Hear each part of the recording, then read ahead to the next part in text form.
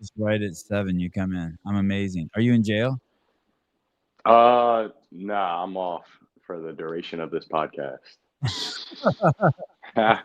That is a clean white wall. Where are you? Are you in your at I'm home? at home. Yeah, I am at home.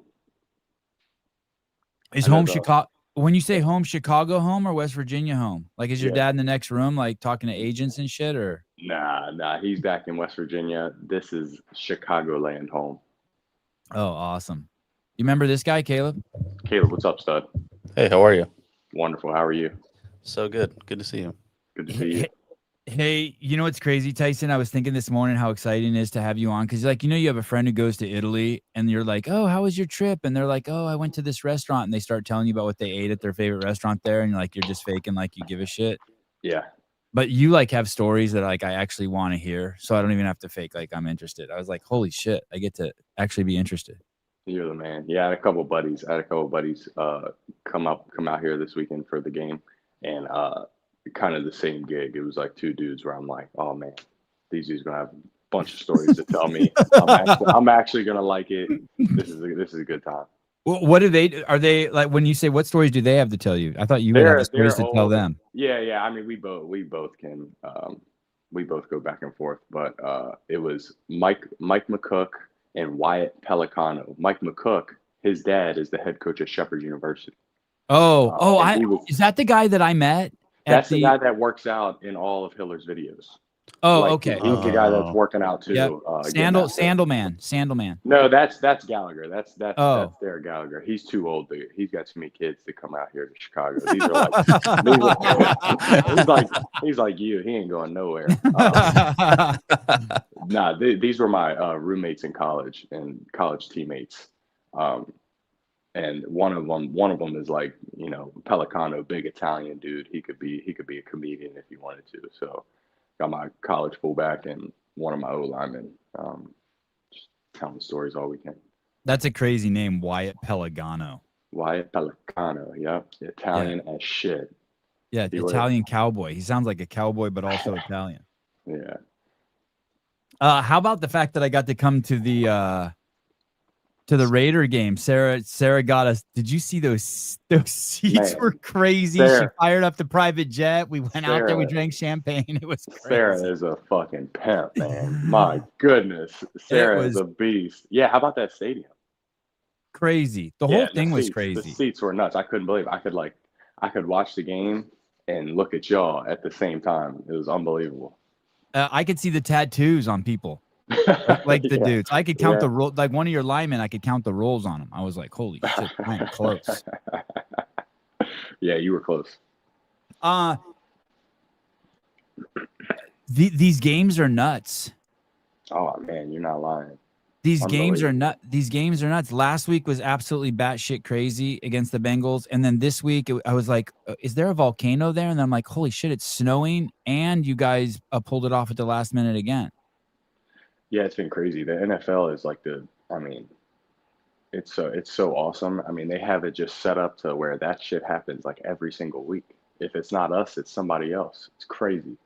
But yeah, Do you? definitely the past 2 weeks they were definitely interesting. Yeah, there were people on the NFL website. They were calling the Bears Bengals game the greatest game in NFL history. Like one of the reporters was saying it. It was nuts.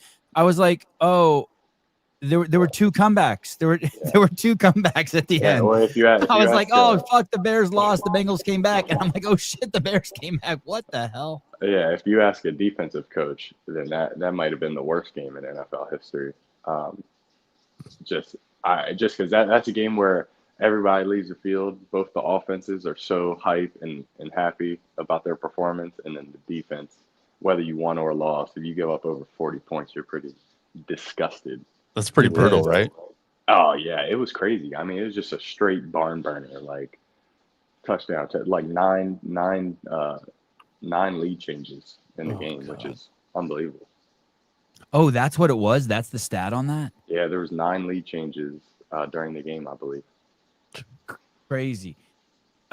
Hey, I haven't had you on here in a long time, and you had a preseason game where you scored 3 touchdowns in the fourth quarter. Mhm. which was absolutely nuts. And I was asking ChatGPT like how many times that happens, and they're like it's pretty rare, and it's like we can't even find all the games, but it's a pretty rare event. Can you just give me a summation? I want to show a couple of these plays where you score touchdowns, but can you give me a summation when you're down by 3 touchdowns and you go in? Like, are you one play at a time, or are you like, hey, I have to buckle down and win this? Like, you tie your shoes a little tighter. Like, I mean, when you're 3 touchdowns down, you've lost, right? Yeah, I mean, statistically speaking, In the like fourth. like what ChatGPT said to you is probably pretty accurate. But the preseason is very different because it's really, you're still interviewing, like everybody's still interviewing for their individual job. So it didn't turn into like oh, hey, let's go win this thing until like essentially I was supposed to play a little bit, and then the guy behind me was supposed to get a couple reps just because you're not really worried about winning and losing in the preseason. More so, you're trying to build your team for the regular season. So then when it got to the point that we were about to be in a 2-minute drill at the end of the game to win the game, they were like, all right, screw it. We're keeping you in the game. Let's go win this thing. And then at that point, it was kind of like, okay, now you get in the mindset of, accomplishing that. But as far as leading up to that, you just really focus on each play, each activity, rather than the outcome at the end of the game, because each play you're under a microscope in the preseason, really the whole season, but the preseason especially when they're going about building their team. So it was that, and then all of a sudden it was like, all right, let's go win the game. Is this the third touchdown, Caleb? This is the first one. Oh, this is the first. Okay, so this is the first one you score in the quarter. Before you play this, let me just say one thing.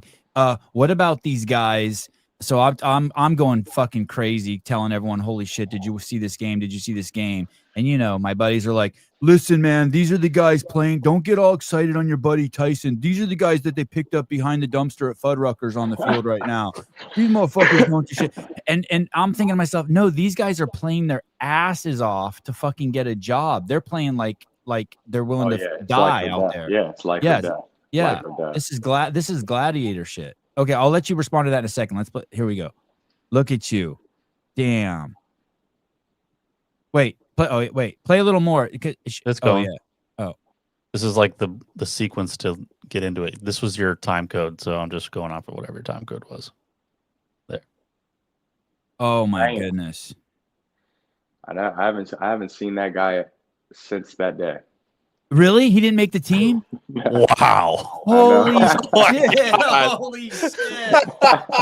Oh, that's brutal. Yeah. He's a good dude too. Royce Freeman. Good dude. I have not seen him since that day.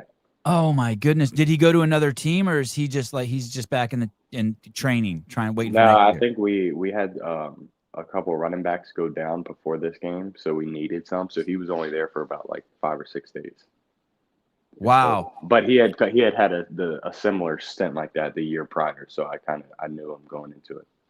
So when people say they probably, I don't think they say this crazy shit to you, right? Because you're on the team, but this is all the shit that everyone's saying at home. Like when they're like, holy shit, they came back, and they're like, those guys, they just found them, wherever. Those are just guys they're picking up at Home Depot to get on the field. Oh yeah, well I think that those are the people that say that are just extreme haters. Yeah, or they've had too many natty ices. Yeah, I mean, if you even made it to a point where you played one play in a preseason game, you're already in like the top like 1.5% of football players ever. So, but yeah, I mean, yeah, exactly. So when people say, "Oh, these guys," there's definitely a difference in play between the starters in the NFL and role players, and especially guys that get cut. But those are still bad dudes out there. I mean, at one point that was me. So it's like it's just a bunch of dudes like me. They picked you up behind Fuddruckers. Yeah, exactly. They so there was a point that was me, and I like to think that I'm a bad dude. So it's just a lot of those guys scattered around, and so much luck is involved too. So even if a guy gets cut, it might not even be because he played bad. It's just because they already had a bunch of money at that position already. That they didn't have any spots open. You showed up to the first day of training camp on public transit. Hell yeah. Hell yeah. You took up 2 seats with all your gear. Yeah, there's nothing worse. There's nothing worse than that first year of camp, not having a car. Just wait. I mean, dude, shuttle's driving at a snail pace. You're like 15 minutes before your meeting starts in the shuttle. You can't even see it yet. You're like stressed out. And That's you the worst. and you get there, and some of the players have their Lambo out front. Oh yeah, DJ Moore's just cruising in whenever he wants. Okay, 4-12. Let's see the second touchdown. Tyson, is it always so when you're back there? Is it always when you're this close? Is it always tempting to like run in too? Are you always like shit, throw or run? Like, oh, it's just right there. Yeah, I mean, once you get down this close, you definitely you don't want to take any sacks or anything because it just, I mean, even though we're this close, it just makes the chance of a field goal a less and less percentage the further you move back. So running is tempting, especially, you know, once you go through your reads, if 1 and 2 aren't there, you know, usually if you get to your third progression, you're already kind of naturally moving forward. What's that mean? What's that Run. mean? Third progression. What's that mean? Like the third guy in the read. So you like if see the 2 guys up top to the right. Yeah. So if like they were running routes and say they were like 1 and 2, and then I would if they guarded them well, then see the guy out here standing to the left. Yeah. Maybe he could be the third read, and maybe he would be going along the back of the end zone, just showing up for me. So that would be 3. But if I ever got to 3, I've already taken about a second and a half, 2 seconds going to 1 and 2. Like we said before, everybody's fighting for their life right now. Those D linemen are coming. So naturally, if I get to 3, I'm already kind of moving forward, ready to run if he's not there. Right. So you know the order you're going to look at the guys even before the snap. Yeah, like we had to call the play. We called the play in the huddle, and then we lined up, and then each play, everybody, well, the quarterback especially knows that, all right, this play I'm starting on the right or I'm starting on the left. I'm going 1 to 2 to 3. If they do something crazy, here's my answer. And that's just kind of so plan A, B, C, and D. There's 4, exactly. all sorts of plans. Okay. Exactly. And what's that dude standing next to you? He blocks for you, or he's supposed to, you can fake hand it off to him? We could do either of those things. That's the running back. So he's either going to block and pass protection and then get out into a route, or maybe we're running the ball. And then he would get the ball. How often do you throw to a guy who's not even in the progression at all? Not a whole lot. That kind of happens if the play breaks down and the quarterback just starts running, scrambling around. Maybe somebody can pop out into the flat or something, catch the ball. But that can only be like a tight end or a running back. That can't be in like an offensive lineman. He can't catch. He can't catch the ball. He's not eligible. All right. Okay. Let's see, Caleb. So this is the set. This is now you're down by 2 touchdowns. Oh, that guy's wide open. Got him. You could have made that throw, Sevy. Yeah, probably with a smaller ball. Hey, is that the third guy? That was number 1. Number 1. He was number 1. You notice how as soon as I catch him, my eyes go right to him. That's number 1. Oh, and for a split second, do you get so excited when you know number 1 is working? Are you like, oh shit, Christmas? Yeah, well, the red guy, the guy in the red at the second level, so not the D line, but that guy at the second level in front of the yep. And so I know he's head up on the tight end. So I know if he doesn't go, I know my tight end is running straight to the sideline. You know what I mean? He's running straight out here. So if that guy stutters his feet at all, he's screwed. He can't make up for that. So as soon as I saw that, I'm like, hell yes. Let's go. They had a traffic jam over there in front of them. Exactly, which is partially on purpose in case they go man.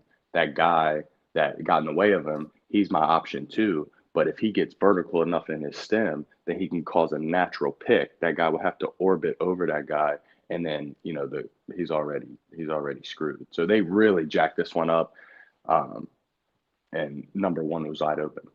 A gimme. Yep, a gimme. If 1 is open, I take 1. If 1 is open, I take 1. If 1 is open, I take 1. If 1 is not open, then I go to 2. I love it. Okay. And then the third one, and this one, I called your dad right away. I'm like, holy shit, this is like giving me Shepherdtown vibes. The one that was in the corner. It's plural. Shepherd's Town. One There you town, go. two shepherds. A Shepherd's Okay. Town. There we Yeah, go. this one's crazy. When you let this go, be honest with me. Are you a little scared? I mean, this pass is bonkers. I know. So this was kind of like in a sense, like you can't go wrong with this play, right? So we have 0 timeouts. There's 7 seconds on the clock. We're on the 7-yard line. What kind of Right. mindset is that? Everything can go wrong. No, this is Teach essentially me a that free play. mindset. This What? is essentially a free play because all 4 guys that are standing up at receiver, the pass catchers, 2 on each Yeah. side, Yeah. they're going straight. They're just going straight, right?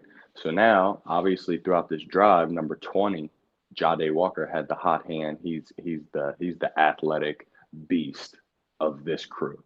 In my head at this point in the game. So fastball situation means there's 7 seconds on the clock. We're going to take 2 shots at the end zone, right? We're going to get 2 shots at the end zone. The first play, all we're going to do, we're going to pick a guy that's going straight. We're going to catch the ball, throw it up to him, give him a chance real quick. That should only take about 4 seconds. So then we'll have 3 seconds on the clock. We can try to dial up like a perfect play, right? Oh. So I can't be back here running around. I can't throw it inbounds and he gets tackled before the end zone because then the clock's going to run out. The play has to either be a touchdown or throw out of bounds. And do you know this just through all your years of practice, or does Ben Johnson remind you of that before you go out there? He's like, hey, dude, don't run. Yeah. Both of them. So he'll do a good job of coaching that situation up to us throughout camp or throughout the season, whenever he wants to talk about it. And then right here, we had called a timeout, or no, we had gotten out of bounds before this play. The defense called a timeout. So then I went over to the sideline and then he explained all that to me. Hey, we're in a fastball situation. We're going to take one quick shot at the end zone right before we dial up a perfect play for the end of the game. So right here, got one-on-one up top with Jade. So I knew the whole time I'm just going to catch this. I'm going to rip it to Jade. If he catches it, great. If he doesn't, it's all good. We're going to call a perfect play. The clock's going to be stopped, and then we'll finish the game that way. But so then easy enough, we were able to steal this play and get a touchdown out of it. And when they snap the ball, I catch it. I look over there. The defender that is guarding Jade, his back was to me, which means that basically nobody's guarding Jade. In my head, I can't throw an interception. Oh my God. I can't throw an interception to somebody that's not looking at the ball, right? So I'm just going to throw it right at the back of this dude's head and just see what happens. Maybe we'll get a pass interference, move it to the 1-yard line. Maybe he'll catch it, whatever. It really can't go wrong. So bam, defender's back's turn. I'm like, okay, he can't possibly, essentially there's nobody there. Like you can't throw an interception to a guy that's not looking. So fucking level 1, 1.5, level 2 ball right at the back of his nugget. And then Jade did a great job. I think it was like a one-hand catch too. Pretty sweet. And your dude, Jade, he doesn't even pay attention to the defender at all. Like he's just all eyes on the ball. Yeah, he's trying to look through the defender, trying not to show his hands till real late so the defender has no clue when the ball is getting there. And talk about that. You talk about like dudes fighting for their life. That dude right there, it is 50-50 whether he was going to make their team or not before that drive. And then in that drive, the last drive of the last game of the preseason, basically your last interview, he goes absolutely nuts, catches like 4 passes, and then catches that game-winning touchdown. Hey, let me see that again. Stop it when the ball's – that goes right over that dude's shoulder and tricep. That defender. Hey, that defender did nothing wrong too, right? That was like perfect defense. I don't really know exactly how those guys are coached. He couldn't have been any closer. Yeah, 100%. Yeah, 100%. Yeah, I mean, and so much of it is luck too. If he just would have just like for whatever reason had his arm up like 2 more inches, like it doesn't happen. So it's just that's why all the games are so close because it's all lucky. It's all just so luck. There's and so that dude's and that dude Jade's focus, like he can't be worried about his own body at all. He has to just look at the ball. Yeah, and he's just gotta have like I don't even like just awareness of where he's at on the field so he doesn't step out of bounds. But I think that just comes with years of being on the field and knowing where you're at on the field. What a crazy. So you get out there and you throw 3 touchdowns in the fourth quarter, and then are you just like giddy? Are you just beside yourself? You're like, yep, another day at the office. Yeah, it feels. I like to. I mean, yeah, I don't know. I try to just go out there, freaking just kill every time I go out there. And when it goes like that, it is the best feeling that I've ever felt. Just going out there and just freaking executing, um, and having success on the football field. It's so hard to do. So when it's done, it feels absolutely amazing. And I try to fake it like that. It is just another day at the office. Like I try to make everybody else think that. Like, hey, I knew all along. Like, Hey, oh we're yeah, good. we just did what we were supposed to do. Like All you had to do was bring that me was onto it. the field, coach. I could have done this in the first. Yeah, but What's- yeah, it does feel good. But did it feel like Shepherdstown? Like, hey, this is what I do. I still got it. Like, I still got Yeah. like this is what I do. Yeah, it is oddly similar. Yeah, it's pretty similar. I mean, you are playing football at the end of the day. It is a lot more detailed in the things that we're doing and operating, but I think that just causes you to rise to that level even more. So I've enjoyed what football feels like at the NFL level, but how it does. There are a lot of similarities for how I felt at Shepherd, and what's correlated to the next level. Yeah, because your last 2 games at Shepherdstown, at least your last 2, I remember last minute touchdowns. Yeah, that was my junior year. That was your junior year, and I just remember thinking, yeah, and I remember I'll never forget it because your dad was going crazy, and that was the time your dad told me that thing. This is totally has nothing to do with football, but has to do with parenting. He said what was better than you scoring the touchdown was when Ezra jumped on his back. He's like, I like the part. He's like, he scored and Ezra jumped on my back. That's the part I liked. And as a dad, I totally got that. You know what I mean? Yeah. Like I totally understood. Like he was just he was stoked that Ezra was so excited that he grabbed him, and that was what stuck with your dad. Yeah, hell of a moment. You had 1 year left on your contract to play this year, and they obviously saw something they liked, and they signed you for another 2 years. And so you have the remaining of this year, and then 2 more years theoretically with the Bears, right? Yes. And then something could happen, right? Where another team is like, hey, we want Tyson, and the Bears say, yeah, this is his contract. And how's that work? They just buy the contract from the Bears or something? I don't even know. But can you get, I don't know how that shit works. let me just ask you this, but you can't get fired for 2 years unless you get caught like peeing outside or something, and someone gets a video of it on TMZ. I think if I am still on the team by like mid-March, then next year is guaranteed. Okay. And then the same thing after that. So it's still like a day-to-day contract. I did get a signing bonus, that's like the only guarantee that you have essentially. But it is good to be extended just in the sense of like, that not only they are interested, but maybe others are interested, or they wouldn't have even done that in the first Right. place. Oh, so not only do they like you, but So they see even how if- yeah, talented like, you are, and even they if- don't want you going to another team. Like like I said, like even if the deal wouldn't have went through, it would have been a huge green flag that the conversation was even brought to my attention. So like Okay. division rivals could have come in and been like, "Oh, we really like Tyson. We want him on our team." Like that kind of thing. You see things that are going on with like, the Bengals had a deal when they went and they got Joe Flacco, and you see different teams going through struggles or injuries at the quarterback position. They're always looking for a quick fix. So they're quick to maybe try to pick from another team. And I don't know if this is what I heard, Caleb. Maybe you could check this, but for those of us who aren't football fans, it is hardcore as others.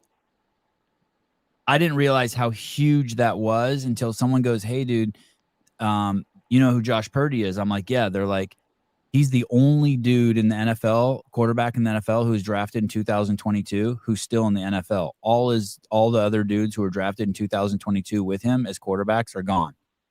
Wow. They're like, Or that's he how might, fucking. yeah, he might be he's the only dude that is still on the team that drafted him. Oh, You they know what I drafted mean? him. Yeah, you Oh, know what I okay, mean? okay. All So the other dudes others, are still in. they're on Okay. another team somewhere. Oh, okay.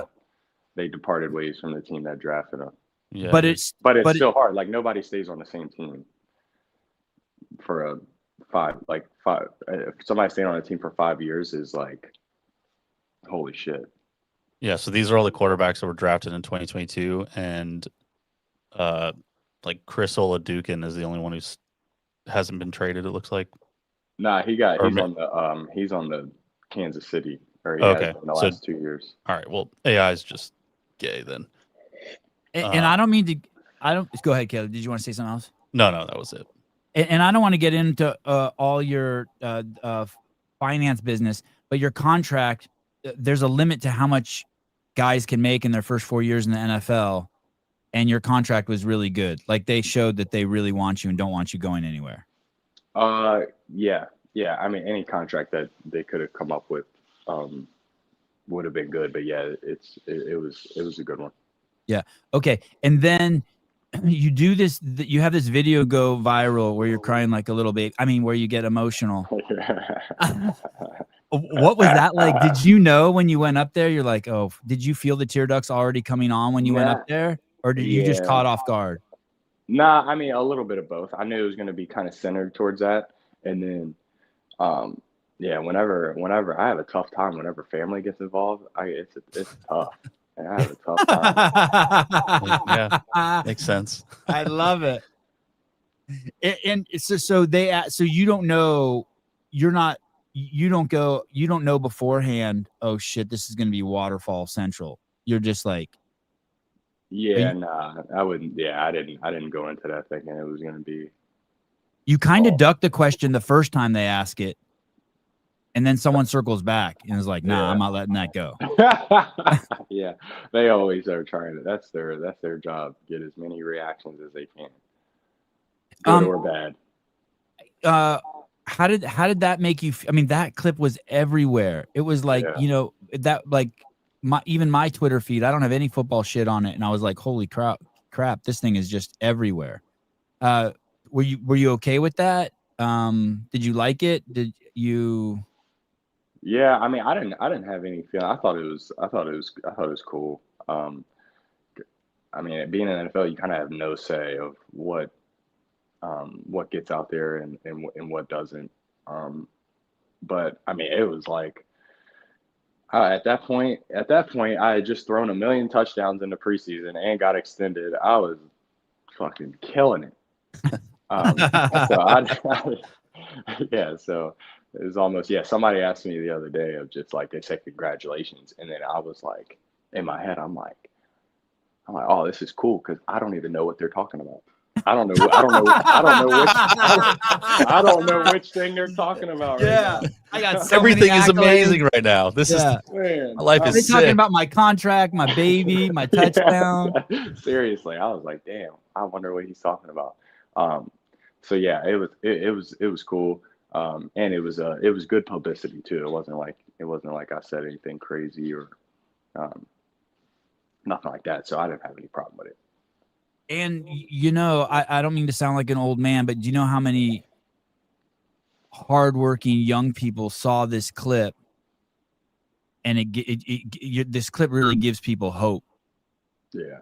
Do you know what I mean? They're like, I mean, they probably can't imagine how much hard work you put in and how dedicated you are. I mean, you allude to it when you talk about locking yourself in the hotel room and not coming out until you know everything that you're doing. But it does give a lot of people hope. It's like, in that tied with the other stories that you've told about realizing, like at your grandma's house one day, holy shit, I might not make it to the NFL. Like having the realization when you're young, this is harder than I thought. Yeah, no doubt. And it's so much like, especially since I've been in the NFL, just the amount of people that make it seem like they don't And I don't know what it is. I don't, because I guess a lot of the guys that I'm teammates with now went to like really big Division I schools, and they've kind of had um, this like whole like all these facilities and all these things taken care of for you. They've kind of Yeah. had that at their fingertips since they got to college, so 17, 18 years old. Um, and it's almost like there's a little bit of a layer between this NFL life and then whatever the hell is going on back home. There's like a buffer between that, so they don't really have to be immersed or thinking about all the crazy shit that's going on, just wherever you're from. At least for where I'm from, I go there every off season, make sure to immerse myself into the normal people life, and there's people, crackheads everywhere. There's people can't pay their bills. There's people that got to work 20-hour shifts every day just to make things meet. So I mean, I'm always on the side of like, can't freaking believe this shit is happening. Um, so when somebody says anything about $10 million, first off, I can't even believe it, and then second off, it's like, damn, how crazy is this compared to whatever all the other things that are going on, freaking in the world. So I think that's kind of the angle where the emotions came out, uh, but also just something I think about on a normal basis. I screamed at the TV when I saw that, or at my phone. Tyson, don't give any of your money away. Buy Palantir stock. Don't give a fucking cent away. Fuck those people. You earned it. Hey, you know what else is crazy? The picture you painted. So you're 17 years old and you go to, I'm going to make it up like I know what I'm talking about. You go to Alabama and your first year there, you're redshirting. I don't even know what that means. And you see 3 dudes go to the NFL. And then you're 18 and you're on your team and you see 5 dudes go to the NFL. And then you're 19 and you're a sophomore and you see 2 dudes go to the NFL. And then you're 20 and you're junior or senior and you see 12 dudes from your team go to the NFL. And you see them go through you never even got to see that. That's another buffer, right? Like what you saw is there were dudes on your team who were studs on your team. And then the next week you saw them, they were managing fucking McDonald's the next year. Yeah, no doubt. Right. No So doubt, like yeah. you didn't even get to see. That's kind of also where the buffer is, right? These other guys are seeing what's possible. You're like, okay, after I'm done at Shepherd's, I'm going to get a job here at the campus and be an assistant coach, or you know what I mean? Like, yeah. But the funny thing is that I was so scared to leave home once high school ended, that I really grasped onto the fact that Shepherd they had a couple dudes in the league at that point that I had watched growing up. Like, I think there was 1 or 2 guys that were still in the league. And the quarterback that was there before I got there, he didn't make it, but he got a chance, like mini camp invite to the Redskins at the time. So I really took that and ran with it, of just like, all right, if I could just there was one. There was one. If I could be a little bit better than these dudes, if I could So just you're be a telling little me bit there's better, a chance. Yeah, exactly. If I could just be a little bit better than these dudes, then I'll have a chance, which is really all that anybody from where I'm from could ever ask for, is just sneak your little foot in the door and then see what happens from there. So I took that and ran with it and had that on my mind pretty much the whole time. Just that I just wanted to be a little bit better than those guys so that I could give myself a chance to have a chance at the next level. Tell me about being scared to leave home, because people forget that 18-year-old men are still boys, right? And the parallel I would bring is like, you see these 18 or 19-year-old men and women leave home and you see them go to like modeling agencies, and you see them get taken advantage of horribly. I've had male friends who worked at Abercrombie, and I'm listening to all these females who ended up twisted up in the Epstein thing, and they were fucking adults. They were 18, 19, 20, 21. And I think people forget that you're still just a kid at 18, 19, even if you're, 6'2", 240 pounds and full of muscle, you're still just a kid. And I had a guy on the show who, after high school went to the G League. That's the B League for the NBA. He said, that's exactly what he told me. He said, I wasn't worried about anything except being away from my family. He said, I was so scared. Oh And yeah, I know. It's so nuts too, because like you can see dudes in the NFL, like dudes in the NFL, they even screws just going to college, even to the point that they go to the NFL. You can still see dudes that are like, you know, you've worked your whole life for this opportunity, but just the amount of space that feeling is taking up in your head, what can just make everything blurry. I mean, all they talk about when you first get to the Bears, it's like, hey, here's the mental health lady's phone number. You know, if you're like, it is if you like need your mom, if you they need your make it mom, evident. They make it evident that like, hey, this is like some shit that we've been dealing with before. Like, we understand, we get it. Coaches are going to try to overload you with information. This is your dream, all this stuff, and then like you can see there's some cats that man are just so uncomfortable with just where they're at, and being away from whatever it is that they're comfortable with. That I think that, I mean, it makes sense that only like the smallest percentage of people um, make it to like the professional status, just because it goes far outside of just even being capable. Like there's so many dudes that are capable that were just like, fuck it, I can't leave home, or screw it, I got this going on, or I got that going on, and it's distracting, or all that stuff too. So even Hopper. I remember early on, I did an interview with Jason Hopper, and he went to Clemson, and he came home. He was homesick. He got homesick hell yeah. and left. Yeah, imagine if you're already like uneasy about it, and then as soon as you get there, you got some coach just letting it rip, like just yelling at you every day. You're already uncomfortable. Like it really, but I think if you obviously should push through that. But once you push through that, that's when you just become closer to becoming, like a man in a sense. Like how uncomfortable the whole Chicago thing was for me early on, and getting over that hump and excelling kind of over that hump has made me just like so much more comfortable wherever I go or whatever I have um, going on. But that that little feeling you get in your gut is certainly, it is powerful, and but I think you do have to get over it at a certain point. And then you have to go, and then it's probably magnified for a quarterback because you have to you go out there onto the field, and the entire Yeah, everyone in the stadium for a second is looking at you, hell yeah, yeah. It was, yeah. waiting for a The viral amount of, moment yeah. where you drop the snap. Yeah, like the discomfort I was feeling, and then the amount of information I was given the first day. I just remember I was talking to my dad. I was like, "Yo, if I can't make this work, it is at this point. It's not because I'm not good. Like I can't believe the amount of information that has just been given to me on my first day walking in here, and I have no clue how it's gonna shake out. Like it was just unbelievable. Has that now this year when you stepped into training camp, was all of that gone, and instead of being scared, you were like excited? You're like, let's get to it. Yeah, yeah, yeah. Part of me has shifted from that, and I don't want to say victim mentality necessarily, but as far as like the just like all I was trying to do that first year was get to a point where I felt like I was fitting in.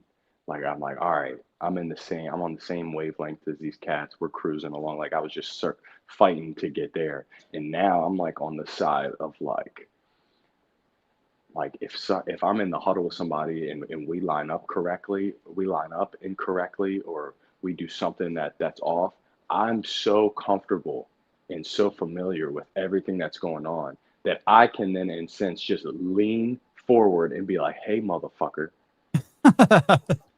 the person that's fighting to try to get, even with everybody going on, like that same person, I'm the one that is going to get everybody on board. Um, and just the amount of info, like I just feel like now that I know so much, I can um, really be like that coach on the field in a sense. And I think Ben Johnson has really kind of helped bring that side out of me of like, nah, we don't want to just know enough. We want to know so much and be so detailed and so on our shit that people think we're absolutely crazy. And when the top of the line is acting like that, it's easy to infect, everybody going down. So I think he's been super helpful in me feeling that way. Tyson, what it sounds like is that you have ownership. A lot of jobs don't give you that opportunity. It sounds like Ben Johnson's giving you the opportunity to take ownership. You know, like when you have a job and like, even though like you're just a cashier at 7-Eleven, you take ownership. Like you see something wrong on aisle 6 or whatever, like you just take ownership. You treat it like it's like you treat that team like it's yours, like you own it. Yeah, like especially like when just given the opportunity, and really just being unwavering in the attention to detail too is something that he's done a good job explaining. To where there's so many things that could be going on, but like when you're calling a play in the huddle, it'd be like you call a play, you say what the cadence is on, and then you say ready, and everybody claps. It's like ready, break, right, and everybody claps, and it's supposed to sound fucking cool as shit. And a good break is like, I mean, it's like the best cup of coffee in the morning, right? Like it's like damn, that was smooth, like that was good, right? So then it's like so many things could be going on, and people says that like when you say it, you might not get everybody to clap, right? Because they're so thinking about the play you said or something like that. They're like, all right, it's on one. All right, this is what I got to do. That you don't get a good clap, and then just being able to be like, hey, whoa, everybody, get the fuck back in the huddle. Get the fuck back in the huddle. We're gonna try this again, right? And just because that's how Ben is, like that's how our head guy is. Like he wants the shit to look crisp, clean. He doesn't want us to just get it. He wants us to fucking take over. Like every single play, that killer instinct, right? So it's like, get the fuck back in the huddle. Here's the play, ready, and then it's completely different. Bam, break, everybody gets there, smooth as shit, ready, set, hut, here we go, and it's just execution time. But like little things like that of like every single detail, like he'll kill us about what we're supposed to do during the play. You're supposed to do this, you're supposed to do this. And then it's like, oh, you have a bad break. Then he freaks out. Like, hey, what the fuck are we doing? Yeah, how you do anything is how you do everything. Exactly. Yeah, just like just like how Greg talks about, how what's your bathroom look like in the CrossFit gym. Oh, the virtuosity. Yeah, it's just do the common uncommonly well. Do that shit exactly. Make the normal play every single time, and then the extraordinary shit will happen. One of the things I was watching when I was watching the Raider game is I was watching you go up and down the field and where you stand, and you would always be on ends. Mm-hmm. You would kind of stand like you'd be like if it was a line of players, I felt like you were always on the end. How do you decide where you're going to stand during the game? So if we're backed up really far, then I'll stand where the offense is coming to us. Just so I can see the defensive personnel, what coverages we're running. I can see the play unfold. I can think about maybe what I would have done on the play. And then, because you never want to stand on the sideline where the ball's at, because that's where everybody's at. It's just a cluster right there wherever the ball's at. And then once we get a good drive going, we've gone further enough to where everybody's starting to get closer and closer to me. Then I just walk away. Now I'm at the back. Now I can still see everything that's going on. I can call the play to myself. I don't have any bunch of people talking to me or anything like that. It's kind of how I've done it. Get with the programming. Chase Ingram, I feel like I'm in the huddle now. Let's go. All right. Tyson is actually dropping Glassman quotes. Hot damn. You lined up as a wide receiver. That was just tripping me out. Can you tell me about? I was like, what the fuck? Does the other team know what's going on? Can you tell me? Let me ask you this real quick, because this was the question that's been bugging me ever since I saw it. Did they know? Did the other team know you were out there? I have no clue. I would assume so, but you never know. They didn't have much of a reaction. They didn't really change anything.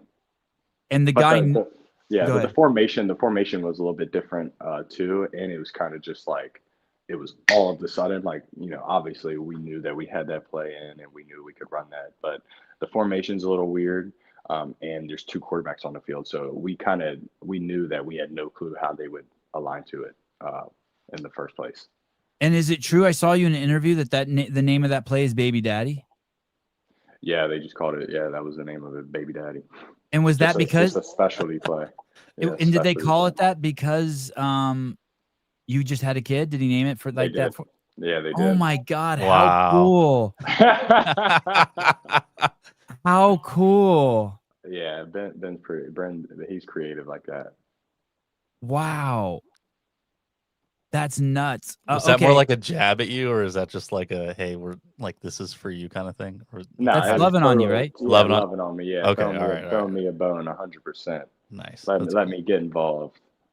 And this dude next to you clearly isn't a wide receiver either. That guy looks, his arms are as big as your head. Yeah, that's an O lineman that we took from in there out there to us to help be a protector.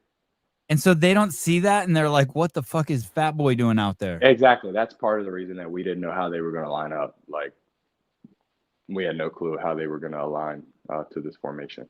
Can you hear them freaking out at all? Like, can you hear them, the players on the defense, start yelling at each other?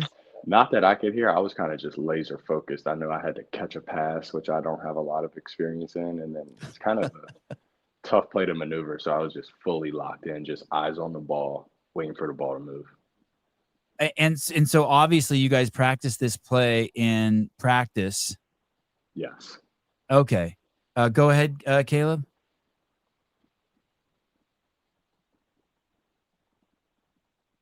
And then you take a pretty hard hit right there. I did get hit. I got whacked there at the end. And were you supposed to throw it to Caleb or were you supposed to throw it downfield?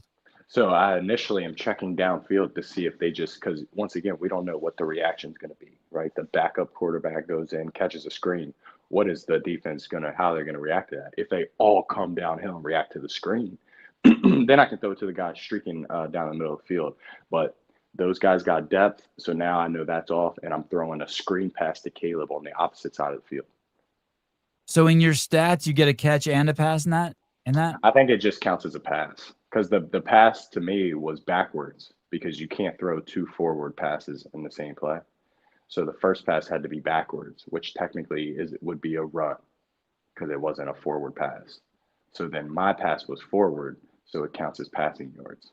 So you went 1 for 1 that game. Nice. Hell yeah. And Caleb had the biggest smile on his face after that play. Hell yeah. I mean, all of our he trick looked plays so worked. giddy. Yeah, it was awesome.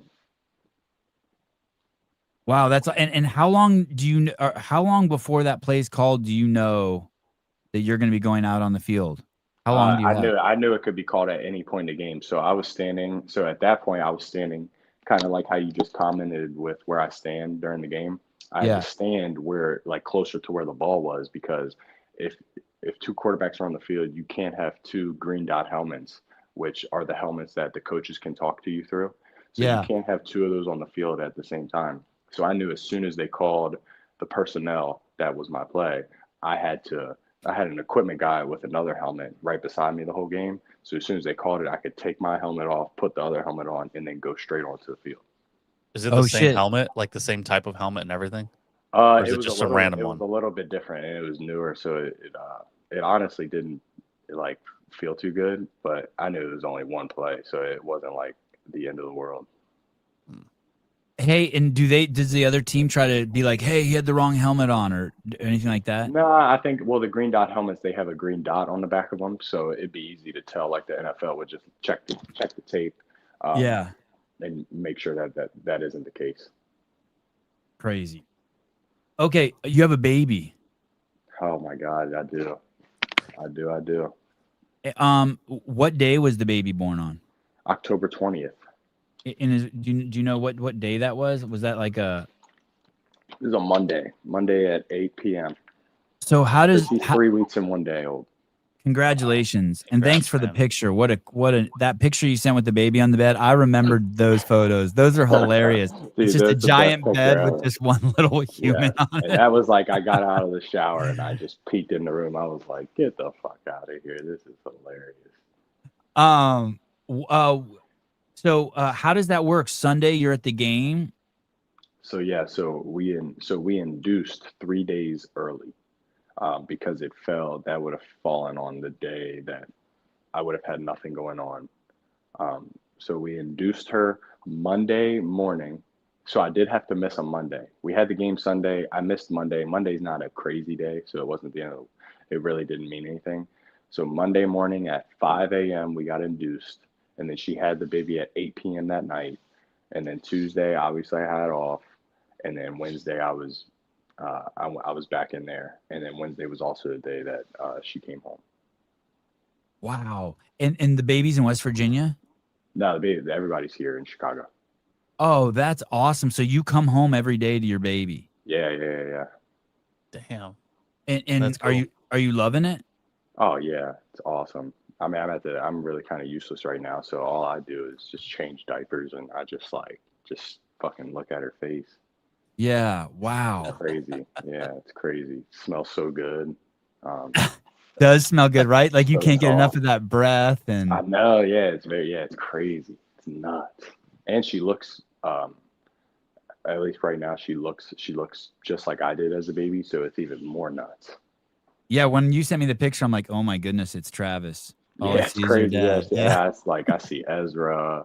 I saw DM in the ultrasound pictures, so she's definitely got some Bagent features.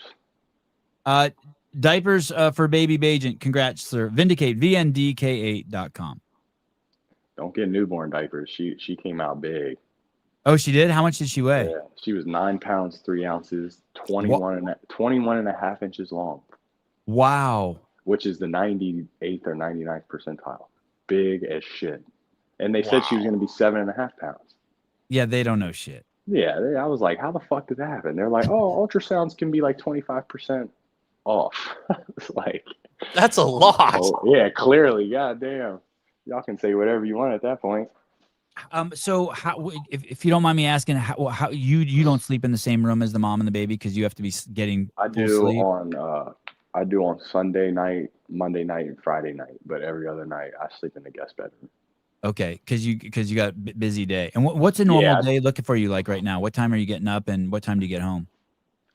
Really have to on the long days I get up at 6, and then I get back at 6, and then so that's just Wednesday through Friday. Saturday's a travel day. Sunday's game day. Monday and Tuesday are pretty light. And the intense studying that you've talked about that you have to do, that's normally in the beginning of the season, or do you still have to be doing that? Or is the plays, most of the plays great already and it's in there? Nah, I mean, we switch it up every week.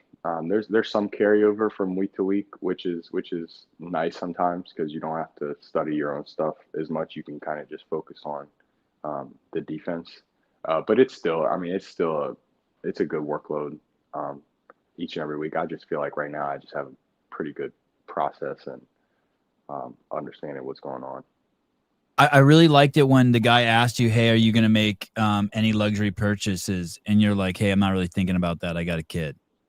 And I don't even know. I don't even like what the fuck. What are you even supposed to buy, Savvy? Help me out. What are nothing. You supposed to get, right? Nothing, dude. Right? It's like that's maybe new underwear. Maybe get rid of the underwear with a hole in it.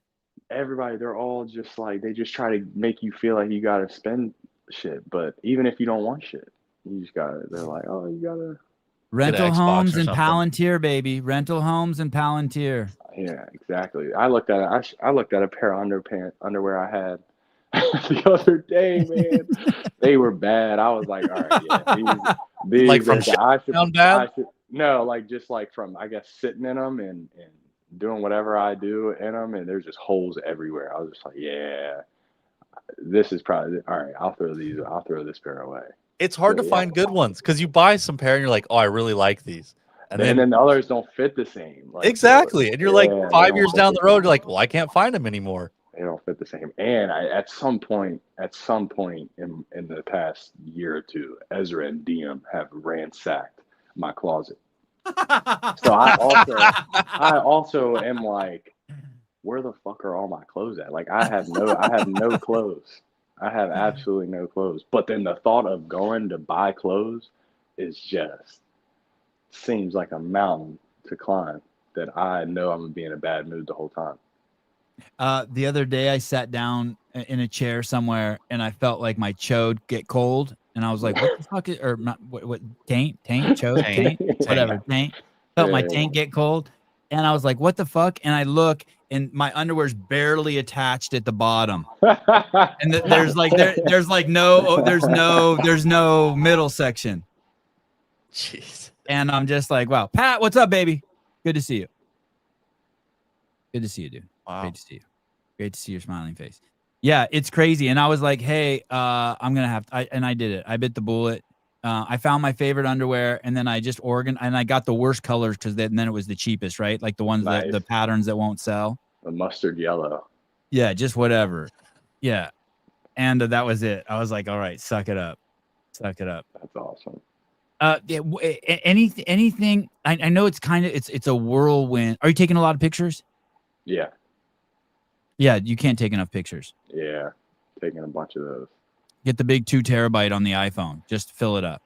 Yeah, and yeah. So you didn't get we should just let's get into the hot topic. Let's get into the hot topic. Let's talk about the vaccines. Let's talk Don't do it. Let's get political in this motherfucker. Let's Don't do it. None. I know. So None. Which ones they've been keep talking about the polio, HPV, hepatitis and RSV, right? Yeah. And it was like the one time I couldn't go because I had some football stuff going on and nothing happened, but she said that they talked about it and she kind of said how they were talking about it. And I was like, nah, like no way they're being aggressive like that. Right. But then I went in there a second time and it was like, we were like, yeah, we're gonna hold off on all that, like, and he was just like, oh yeah, it's just like on this fence of like, all right, well, we can just do it next time. We'll do it next time. Yes, you know what I mean? Yes, they're so aggressive. They're so aggressive. So none, right? None. Hey, you have one immune system and you don't want to tamper with it. Yeah. And basically they inject that shit into you. So you have this first line of defense. That's your white blood cells, your T cells, your natural killer cells, all that shit. And they shoot that shit in right past that first level of defense. Hey, none of my kids have shit. And all the other kids have like ear infections, eye infections, nose infections. Just look at it. And just if you start really tripping, there's a couple books you can read, but just look at the amount of kids who've died from measles. None, dude. I'm right there with you. They'll try to play every play. They'll try every play to do it. Yeah. Just look at the number of accounts of measles of people who've died from measles, and then you'll see it's like 1,000 in the last 10 years. And then start looking into how do they even diagnose measles correctly? How certain are they about those diagnoses? And what were wrong with those kids?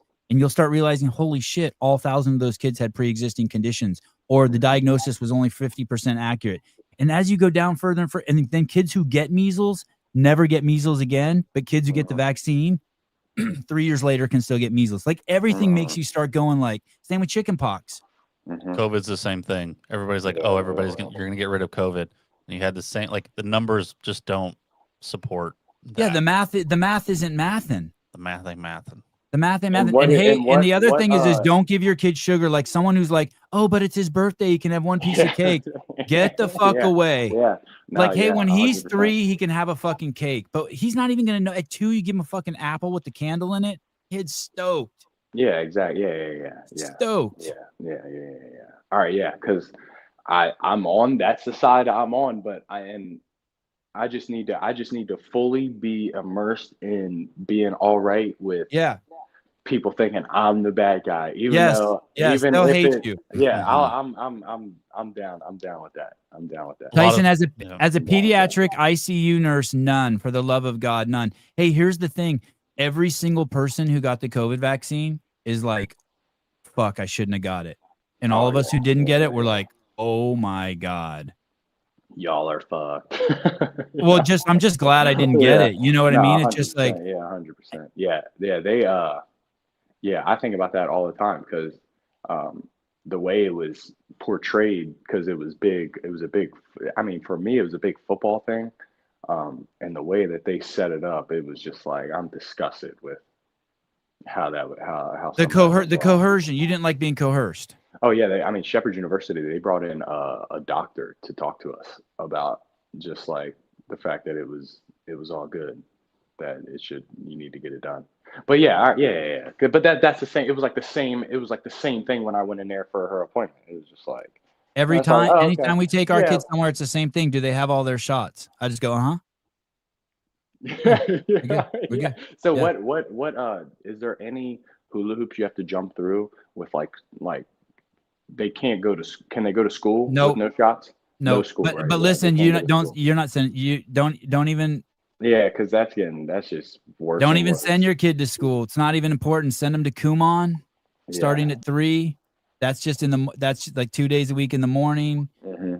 They teach them English and math. By the time your kid's in the 4th grade and you're looking at them with other 4th graders, you'll be like, holy shit. You know what I mean? They just do that Japanese program for 15 to 30 minutes every morning. And then they just hang out with mom and just dump them off at your mom's house. Let Travis, your dad, carry the kid. Dude, if that kid hangs out 5 hours a week with your dad, it'll be the smartest kid in the world. Yeah. You know what I mean? It's like, Yeah, and we're geographically set up for that for more than 5 hours too. So that's good. Yeah, that's good. they're so much smarter and better. Like all I do is spend all day with them and they're so fucking cool. Next time you go in, ask them to tell you all the ingredients, why they are there, and ask them why they are in the vaccine and what the side effects of each ingredient is. $1 million they can't tell you. Yeah. No one fucking knows. Yeah, I think verbatim it was, oh yeah, we don't have to do it right now as long as we do it. That's what it was. And I was like, wow. Like I can't let her go in here alone ever again. No. They're gonna try to bully her into some crazy shit. I used to My work wife- in the Go ahead, clinic in the like the vaccine clinic when I was in med tech, and the other techs would just do that all the time. They're like, what well, you need to do it eventually. You're gonna need this. And I'm like, dude, what the fuck does it matter? Like if they don't want to do it, then I'm not gonna try to like make them do it. If they come in and they're like, I want this, you're like, okay, fine. But I'm not gonna come in here and be like, well, we've got a 4-for-1 deal. We can actually give you all of them if you want. It's free. And yeah, it's free. That's the thing. They always say that it's free, but it's free. Or you're gonna need to do it anyway. Or like, are you sure you want to do that? I mean, the kid, like, hey, when they say it's free, Tyson, it's your tax bracket that's paying for it. Yeah. When they say it's free, it's not free. You and your buddies in the NFL are buying all the vaccines for everyone in the country. Thank you for your service. Oh my gosh. All right, yeah, that's good. That's good. Yeah. All right, yeah. Well, I mean, in that section of shit, I'm just gonna have a bunch of questions and shit for you. 100%. Your baby's perfect. Yeah, I know. That's the thing that's what I'm seeing. And I'm just like, oh. Does it drink titty milk? Yeah, exactly. Which perfect. I know cancels a lot of that, but yeah, it's perfect. Yeah, I just can't believe the peer pressure that I felt in there, especially when you had that phrase of like, oh well, what about the kid? It's like, oh my god, damn. Fuck, what about the kid? It's my kid, dude. Yeah, like what about the kid? So that's all right. Sweet. Hey, there's those crazy studies too that are like, don't give your kid honey or peanuts. Yeah. And so for like 10 years, no one gave their kid honey and peanuts. And now peanut and honey allergies are like 100 times what they were 10 years ago because kids weren't exposed to it. So in protecting them, we made them weak. And it's just like,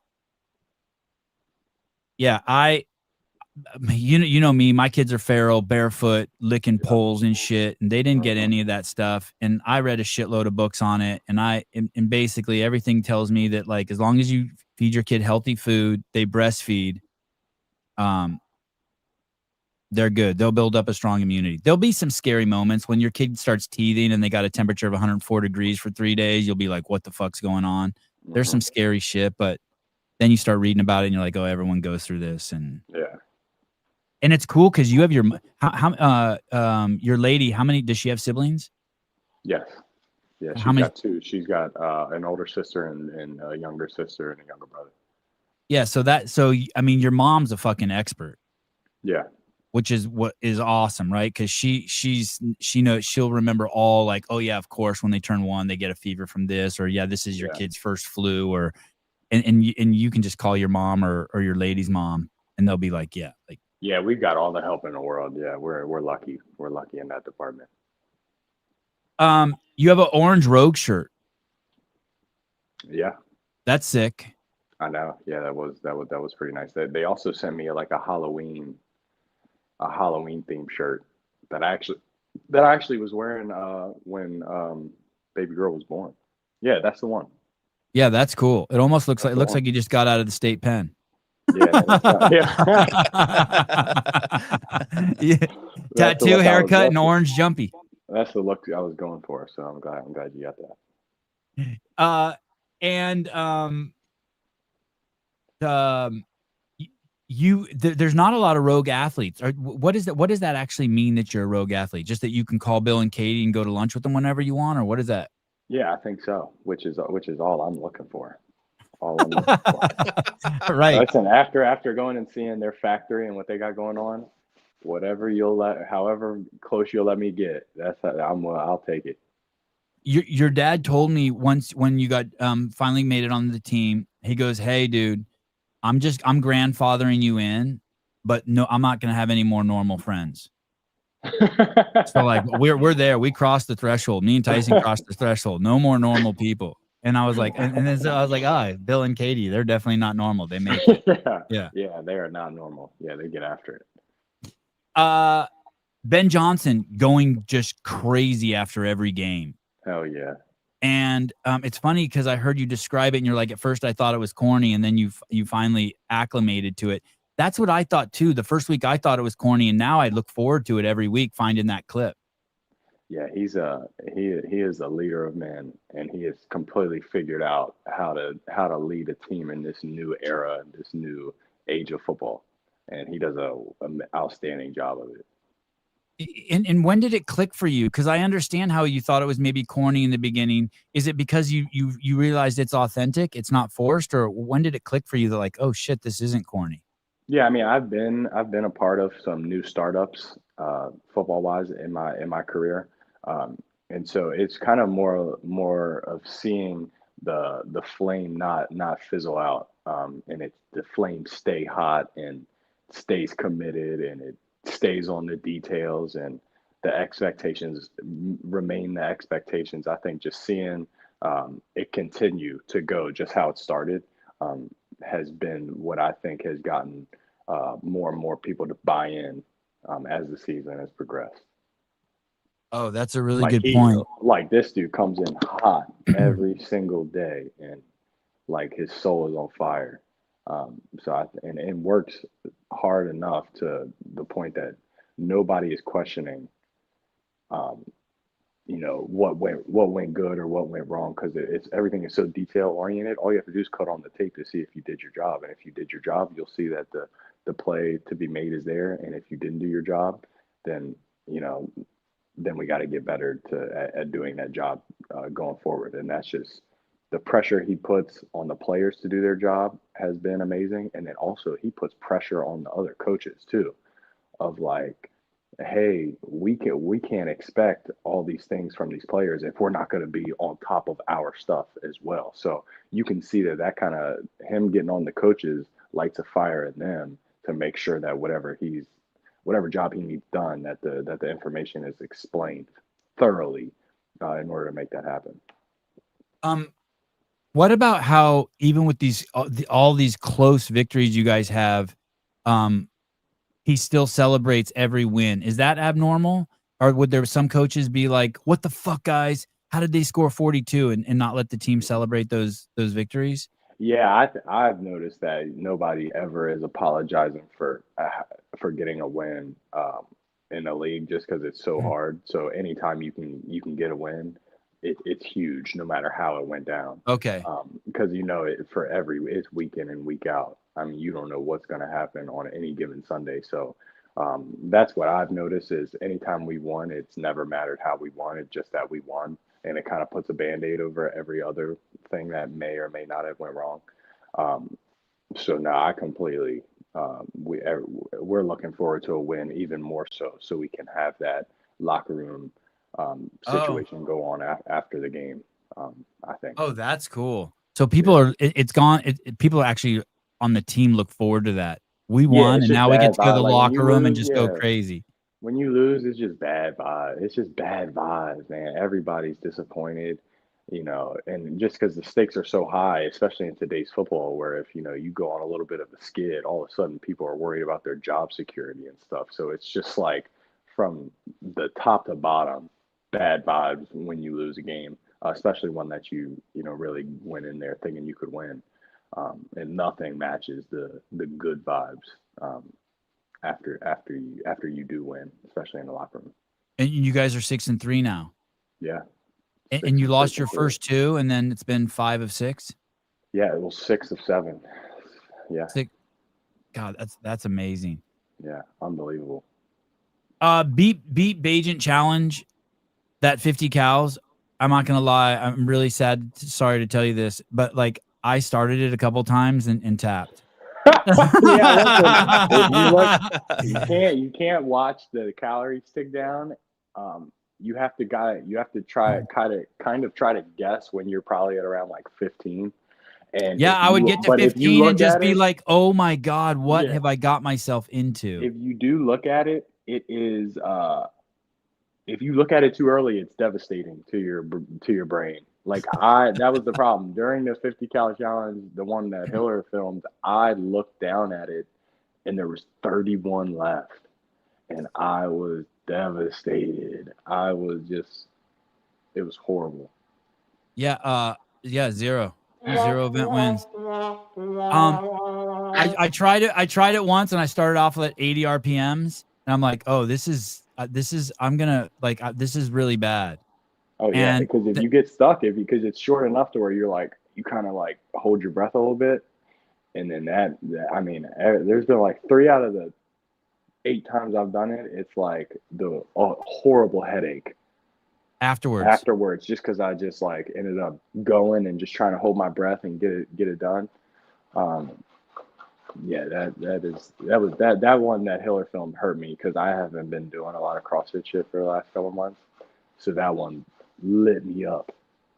And when you say lit you up, like for 30 minutes or an hour, like you just didn't feel like yourself? Just like 20 minutes, just like the lactic acid in my freaking legs, and then the way my lungs feel, it's just. And then if you hold your breath, then your head aches. So you like dealing with all 3 of those things at the same time, trying to find any comfort you can for 20 minutes, I would say. But then you see the video, he made that dude do it again.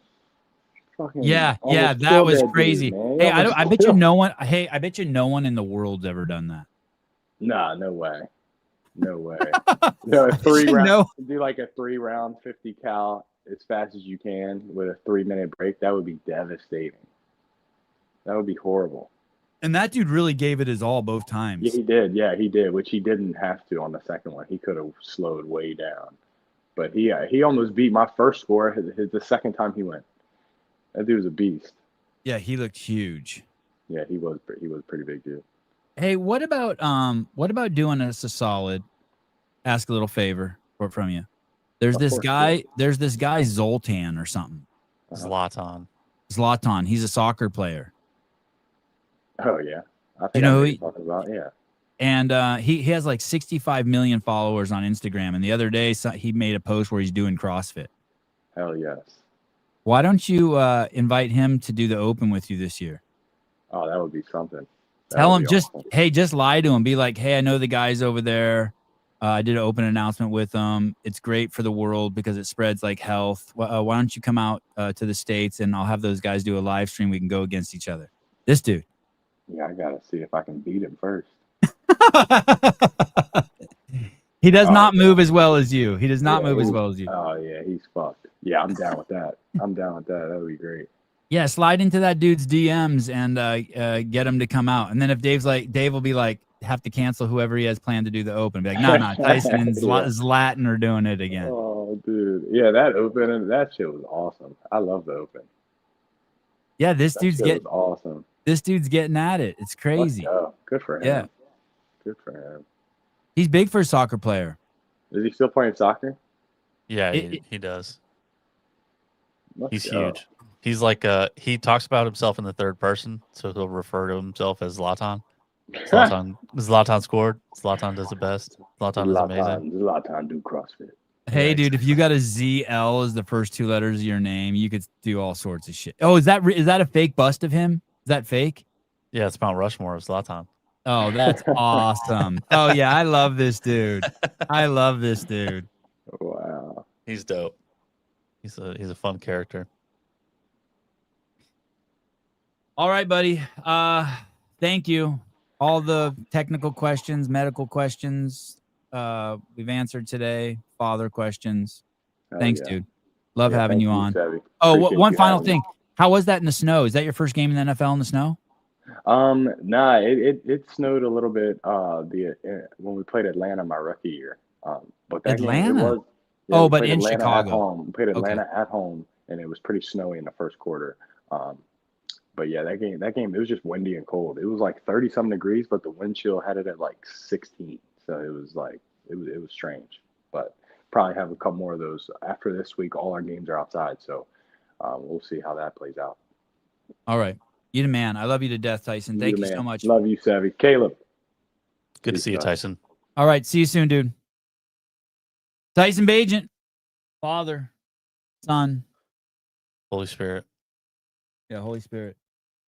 Let me see. We got I think we're gonna have a special guest for you today. I'm not sure who it's gonna be.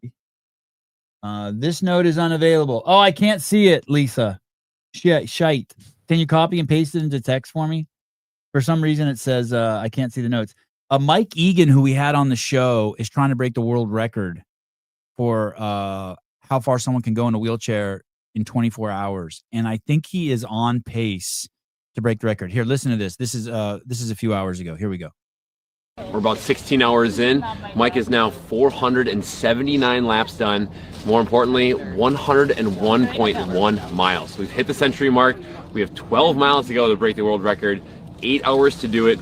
We're still on pace to get about 750 laps, so that 150 mile mark that Mike's looking for. Andrea and I have been switching for we got 20 minutes on at a time. We've been going for the last 4 hours with Mike, and he's still making us work. We're still holding under 8:30s per mile. Oh my God. He's cruising, looking good. That's crazy. I have nothing else to say, but let's just keep going. Jesus, dude.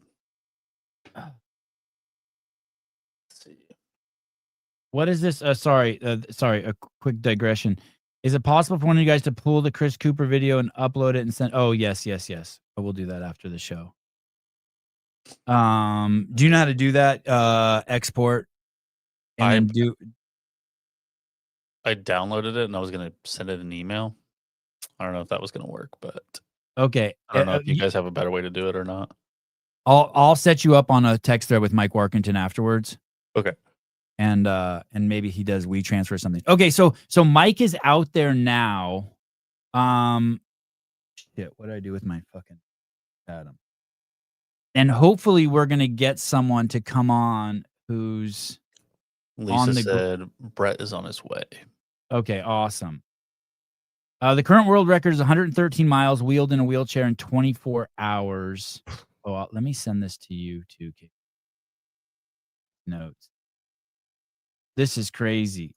I was when he came on the show, I was actually kind of concerned for him. He broke the record unofficially at 6 a.m. Central Time, so 4 a.m. Pacific Standard Time with 114 miles. His goal is 150 by noon. So noon is, I think it's 10:19 a.m. there now. So he's got another hour and 45 minutes. USAA sponsored Mike. Oh, that's interesting. Why? Just because it's cool that he got a sponsor. Okay, let's watch this. What is this? This is 3 hours ago. This is okay. What I say or how bad it hurts. I came here for 150. We're gonna hit 150 before I leave. That's right. Absolutely. Oh yeah. That's right. We're with you, kid. You got it. Let's do this. Let's roll, baby. Let's roll, kid. Go. Yeah, Mike. Ready, Mike? Way to work hard, buddy. You got this. All Hey, you. what if someone pushed his better? wheelchair and fucked his record up right there? What if like someone pushed it from the back and jacked his Dude. record up? Dude. Oh, Hey. that would suck. Hey, so I guess he takes maybe every hour like a few minutes off to like someone rub his body or do a health check. I'm not sure what. Oh, he switches chairs even. Yeah, I imagine one's probably lighter or something, or better chair, better seat. Yeah, that looks more narrow and fuck, man, he looks so cold. Enjoy the sunrise, kids. And he's off. Proud of you, Mike. Proud of you, Mike. Let's go, baby. Oh, and there's his pacer in the back. That's cool as shit. Number. Fuck, Okay, man. and then we have this clip. I guess this is his sponsor here. Marathons. I know this will challenge me, not just physically, but mentally, emotionally, and I'm not afraid to fail. But I'll damn sure give it everything I got. Started on the Marine Corps birthday. I tend to choose the hard path. I tend to choose things that challenge me because I know there's going to be growth in that. And hopefully by doing stuff like this world record, I can encourage some other people to do the same.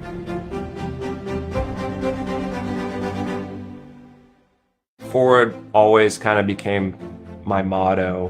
What is USAA? What is that? That's the bank. That's like it's the main bank that everybody, military veterans, family members get to use for all of our shit. So like Oh, VA that's loans. cool. Yeah, USA that's is awesome. great. I love USA. Lisa. Oh, you're muted. Hi. What's up, girl? Hey. Hey. Good to see you. You too. So Mike's doing it. What's the update from the ground there? He is doing his last pit stop. Brett's going to jump on in about 5 minutes. He said he has to help Mike. They tune his wheels. They get him water and, all sorts of stuff. He takes a 5-minute break. He's had. Could we have someone use Mike's sorry, what's his name? Brett's phone and just go live now so we can actually see that? Is there any way we can get like Let me, so that we could actually see Mike too? That would be awesome. Yeah. It could be totally informal, shaky camera, whatever. It'd be just cool to get some behind the scenes of that, some raw shit. You got it. I will set it up for you. Thanks for doing this. By the way, Lisa, I don't remember how we met. We met a few years ago, and I don't know what exactly your position is with the adaptive games, but somehow media related. Are you in charge of media for the adaptive games? I'm in charge of media, all their technology. I help WheelWad, all their marketing, but I own my own marketing company, and I do all of that stuff for them pro bono. Yeah, that's awesome. And I remember meeting you, and I love you so much because you do things like what you did this morning. You reached out and you're like, yo, he's doing it. And you reminded me, and you just make all this stuff so easy to bring forward. And I really appreciate it. There's so many people who want to make things complicated to bring things forward. And I just love it. You're like, hey, he's doing it. And I'm like, hey, exactly. can we talk to someone on the ground? You're like, of course. It doesn't have to be complicated. And I'm a good networker. People put it together, and I love just getting shit done too. So yeah. What have you heard about the mood on the ground? I know he beat the world record, and that's got to be exciting, but I also know he has his own goal at 150, which is still a long way off. It's at 6 this morning. We were all kind of emotional, everybody kind of watching, but even there on the ground, it was very emotional. Mike's been training all year. He didn't compete at the games this year because he was training for this, and he did like a 12-hour test a few months ago, and it practically broke him. So, for him to do this in 24 hours is just crazy incredible. And just a week or so ago, they were supposed to do this on the military base, but because of the shutdown, like they said, wow, we can't do it. So might have to hold it like this while they're showing it if they can see it. Sorry, excuse me, Lisa. We'll get back to that. That's very interesting. Is your screen on all the way? Yeah, I'm trying to flip the camera facing. All right. Thank you, Brett. Fantastic. As exciting as I imagine. That was on the ground there. Oh, here we go. Here we go. Here we go. Here we go. Do we have? Okay. We're gonna come in. There we go. Close, so close. When I so they've switched locations, is what you're saying, and that's huge because I remember Mike saying that the original location didn't have cell service. So so there's government shutdown and they couldn't use the base. Correct. And there were all sorts of rules about using drones and photography and all of this stuff. So, as soon as Mike sent out his update email saying, we're still going to get this done, but we have to find a backup location. So, I reached out to all the places in San Antonio that we had involved for the 2024 adaptive games. And I was just like, look, this is happening and we need a space. And Mike, of course, has all sorts of contacts there. So Morgan Sports, Morgan's Wonderland, Morgan Sports, they actually stepped up. And the course is smaller, so he had to do 750 laps to do the 150 miles. And with the world record, they actually have official people from Guinness there. So there were also rules that they had to follow there too. It has to be flat. It can't, the wheelchair, when they do pit stops, they can't move it. It can't move any amount of space or, whatever. So now he had a shorter course. So he's just going in circles, shorter circles to get this done. How many laps was the original course? It was going to be on a runway, right? Mm-hmm. It was going to be on a runway. I don't remember how many laps it was going to be on the runway. Hey, that's crazy that he's able to still pull this off. And San Antonio is a hub. They have that center there. What's the name of the center? It's sort of where injured soldiers come if you've been injured or lost a limb. Do you remember the name of it? I don't remember the name of it. Okay. Walter Reed. Yes, but that is Walter Reed. Okay. I think so. I'm pretty sure. And that you're right. It is a big hub for veterans and people who've been injured. And there's a big in San Antonio, it's Fort Sam Houston. Right. Fort Sam Houston. Okay. And so he was going to do it there. Government shutdown. Sorry, can't use the runway. Mm-hmm. And then they had to find a place that's flat. And they found a place, but now it's even a more repetitive course. Correct. It's actually on their brand new tennis courts, I believe. Oh my goodness. Yeah. So it may even be more difficult because there's significantly more turns. I want to say the other course was like at least a mile long. And so his number of turns is probably increased by thousands. Right. Yeah. And when you're going 24 hours, those matter. Right. Yeah. And they created, go ahead. They created some other athletes, wheelchair athletes came, Tom Miazga, Brett, Andrea Wilson, who you also had on the show. They've been taking turns pacing with him in the same track that he's been going. And they had like an inner track. So if somebody wanted to run or whatever along with him. So all night they've had people switching in and out to go along with him as well. So, Tom has been kind of like reporting on the whole thing live with the Adaptive Training Academy as well. Is he reporting that on Instagram Live? Yeah, Instagram. Okay. He's been doing updates, and him and Brett are kind of taking turns, kind of being his pit crew every time he comes in for a break. And Brett mentioned that this was the last time he's coming in. Oh, where we just saw him briefly there. That's his last time. Yeah. By the way, it's support Mike's fundraiser for Valor Fit during the world record. Here's the link. We'll put it in the show notes. Hey, even $5. If 100 people give $5, that's an extra $500. Yep.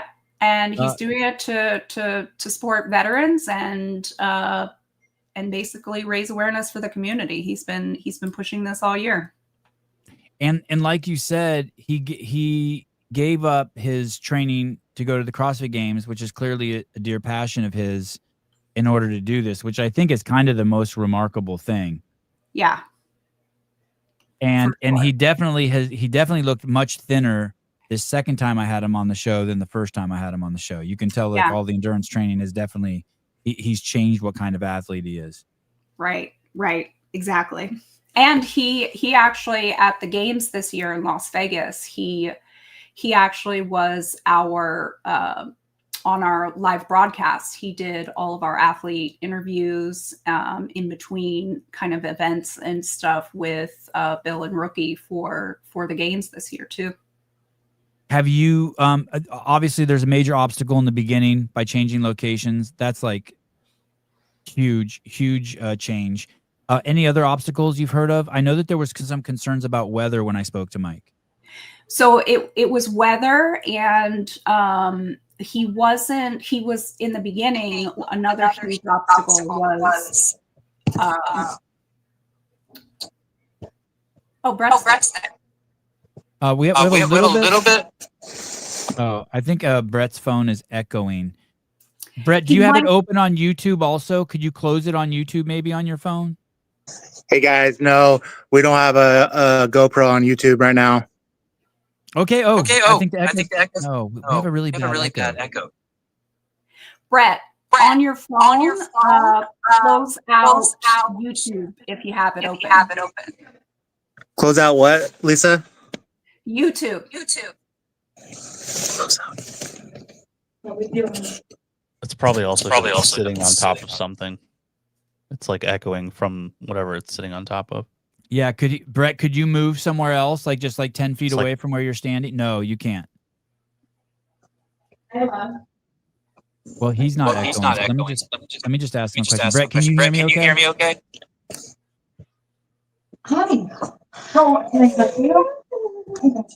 You guys there? Hear you perfect. Sorry guys, I'm having issues. Okay. Hey, you know what I'm gonna do? I'm gonna give him a phone number to call into. Okay. That way we can do it that way. Okay, perfect. And then we could have him just on the phone. Can you put the phone number up there really quick, Caleb? Yep. And then Lisa, I'll text it. Yep, you're awesome. 928-583-3903. And then when he calls in, we can pepper him with questions. Okay, and then going back to the weather, have there been any weather issues? Other than it being freezing through the night and this morning. Brett. Hello? Brett. Hey, Simon, how you doing? Great, Can you hear me? Yes. Sorry about that, guys. It's been a little crazy. Been up for about 36 hours, so we're a little tired. Can you paint the scene to me there as we're an hour and a half away from the 24-hour ride finishing? Can you paint the scene to me? Yeah, so we just finished Mike's last pit stop. He's got 90 minutes left. He is around 138 miles right now. And he's on pace to break that 150 mark. And the 150 is his goal, but the world record was 113, so he's already established that. Correct. The world record's 113. We hit that at 6 a.m. this morning. Brett, Wow. Lisa was reporting to us that because of the government shutdown, you guys lost the location, and now he's in a new location where he has to do 750 laps. What were the original number of laps he was going to have to do? Was the course much longer? Yeah, the course was much longer. It was about 1.5 miles a lap. Whereas here, a lap is just under 400 meters. So think about it. For about 1 mile, he's got to do 5 laps. So how have these extra 1,000 turns minimum that he's having to do affecting him? Has that, I mean, obviously it hasn't slowed him down, but has it been a big challenge? That's a lot of turns. It's been a little bit of a challenge. What we've been doing though is about every 4 to 6 hours, we'll rotate him. So he'll go clockwise, and then 4 to 6 hours, he'll run counterclockwise. And then we've been switching him off and on like that throughout the day and night, and definitely been helps a lot with the shoulder, like not pushing on one shoulder, the one side the whole time, kind of equaling out that load throughout the day and night. What is the best Instagram account to get to follow minute by minute updates on what he's doing? Lisa mentioned that there was someone there doing occasional live streams or posts. You know that account? Yeah, that would be ATA. So the Adaptive Training Academy. We've been making live updates on that as much as we can. Okay. Will you? I've got it pulled up on the screen right now. And maybe we could look at their story as we talk to Brett. Brett, what obstacles are there? I know that there was concern about weather, and Lisa was telling us that it was very, very cold on the ground. Yeah, it was cold last night. It got down to about 38 degrees last night. It was a little chilly. Luckily, though, there was no wind at all, which is a huge bonus, especially when it's cold. But yeah, no wind last night. Right now, we're about 63 degrees. We'll call it 60 degrees, but the wind is picking up a little bit. On one way on Mike's track, he's got a little bit of a headwind, but we got Andrea Wilson and Tommy Osga here helping him try to get through these final laps. And Lisa mentioned that Guinness was there, and there's very strict rules. We were joking around, oh God, we hope no one pushes him from the back and screws up the record. Is Guinness there and it's very strict? Yeah, the rules and the regulations for the world record are super strict. So we have timers going that are locked in a box that we can't touch until we get closer to the end time. When Mike takes his breaks, we have a start-stop line. He will stop at that start-stop line in his chair. Then we transfer him into another chair to take him up to get him food, water, whatever he needs, refurbishment and stuff like that. And then we take him back down to the race chair that's on the race course, and then he gets back in his chair and goes starts turning laps. Any other obstacles? How's the chair holding up? Chair's holding up good. I couldn't jump on when a couple minutes ago because he was coming in for his final pit stop. We had to throw some air in the tires. We've been putting air in the tires around every 4 to 6 hours. They're not going flat or nothing, just over time. They lose a little bit of air, keeping them aired up. In the beginning, yesterday, he was having a little bit of speed wobbles in his casters. Just kind of, we tightened those up, and we haven't seen any speed wobbles since, and he's been hammering out awesome. So he's keeping around a consistent 8:30 pace since yesterday at 12. 8:30 a mile. 8:30 a mile, correct. Jeez, wow. And has he talked about how his body feels? Has he reported on, or his mind feels? A little bit, but that's really right now when he comes in for rest, it's him, it's his coach and our race director here, and he's having those conversations with them, where we're trying to keep, the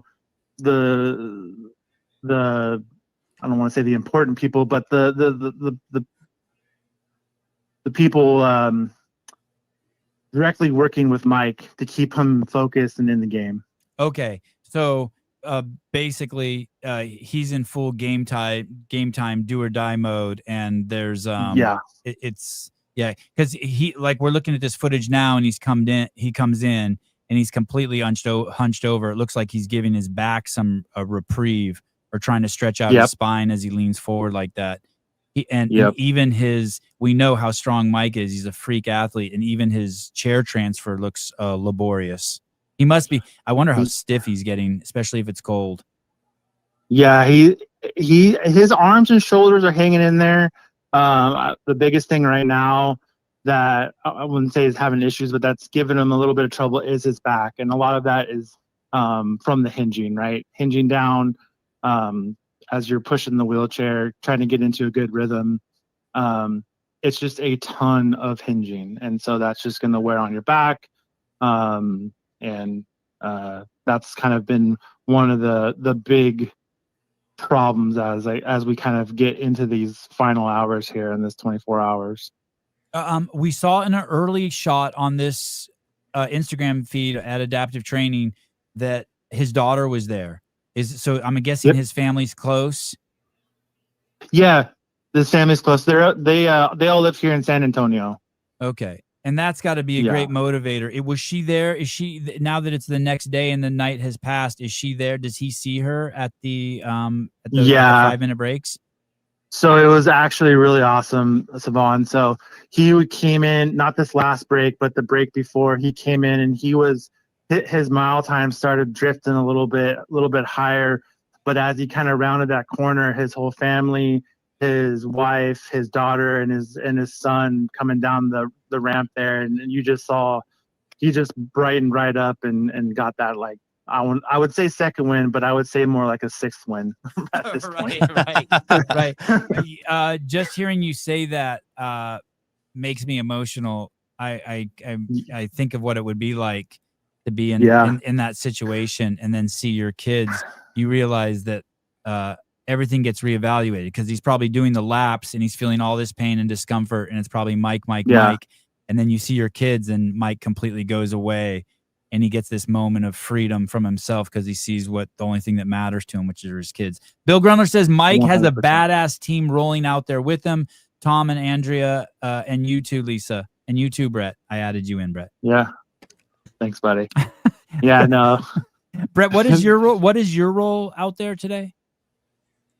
Yeah, so my role, I'm helping, anything adjustments on his wheelchair. I'm helping run food, helping running logistics. One of my biggest things I have is helping with the scorekeeping. Actually, ensuring this. We have to have scorekeepers. That's kind of part of the Guinness Book of World Records. We have to rotate them every 2 to 4 hours, and ensuring they're signing in correctly and making sure they're tracking. So every time he does a lap, we write the time down. Every time so we have a big Excel sheet, and we're almost to line 750, and because each line is a lap. So, wow, crazy. Oh yeah, and Bill says, and Brett too. Hey, he got you. There you go. And Brett too. But yeah, it's. All right, thank you very much. Is there anything you want to add? Is there anything? Is there a highlight for you this long 36-hour journey that you've been on? Yeah, I would say one of the biggest highlights. I mean, I think, like I said, I've been up for about 36 hours, so a little tired. But when he beat the original record this morning at 6 a.m. And he rolled in, there wasn't a dry eye in the entire room. We were all bawling our eyes out, and it was, it was very emotional, but it was emotional in a good way.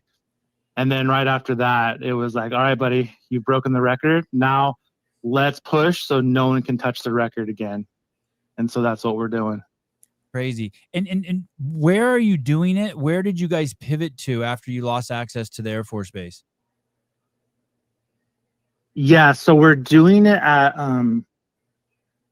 a place called Morgan's Sportsplex Wonderland, which in the 2024 adaptive games, when it was here in San Antonio, we actually had an event on this very same course, just not as many laps.